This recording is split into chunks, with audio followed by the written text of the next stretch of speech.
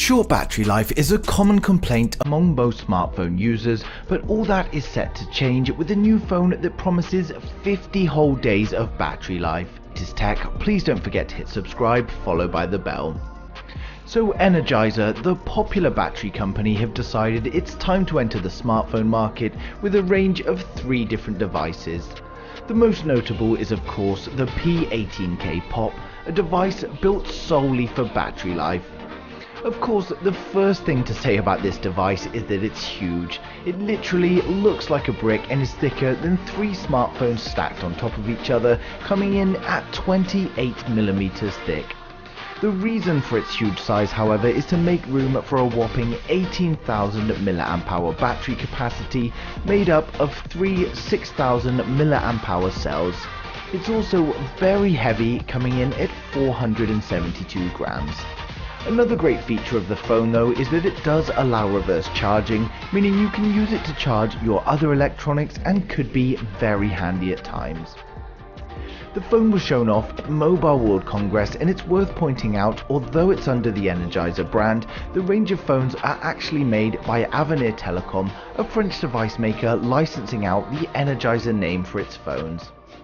Avenir is claiming that the P18K will allow 90 hours of cool time, 100 hours of music playback and 2 days of video from a single charge. When in standby, the phone can supposedly last for 50 days. A downside to this, however, is that although apparently it does support some form of quick charging, the phone will take between 3 and 9 hours to fully charge. The P18K also has a motorized dual pop-out selfie camera with a triple camera setup on the rear. It comes with Android 9 Pie and it's powered by the MediaTek MT-P70 system on chip. It's an octa-core CPU with a Mali G72 GPU and can be found in other devices like the Realme U1 or the Umidigi S3 Pro.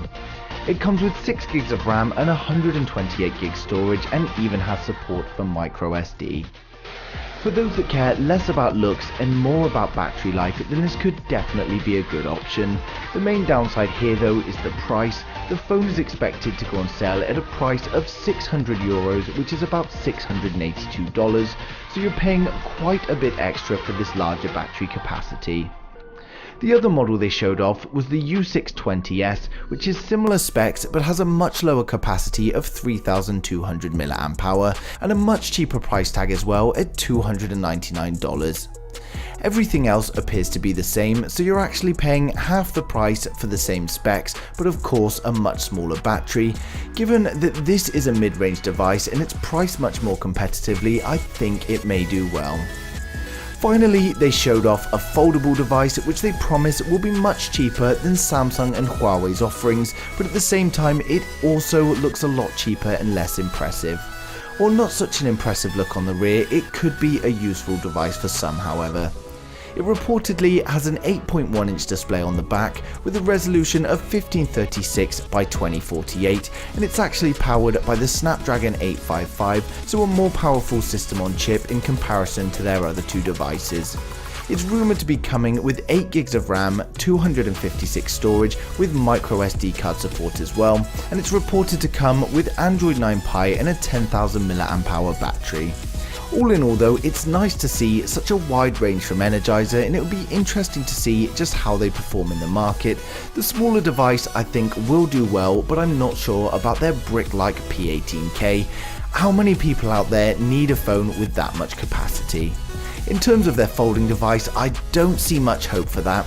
With it being new technology, I expect the likes of Samsung and Huawei to be struggling, and they're already well established, so I don't know how a new brand is going to perform when they've pretty much come out of nowhere. As always though, I'd like to know your thoughts down in the comments below.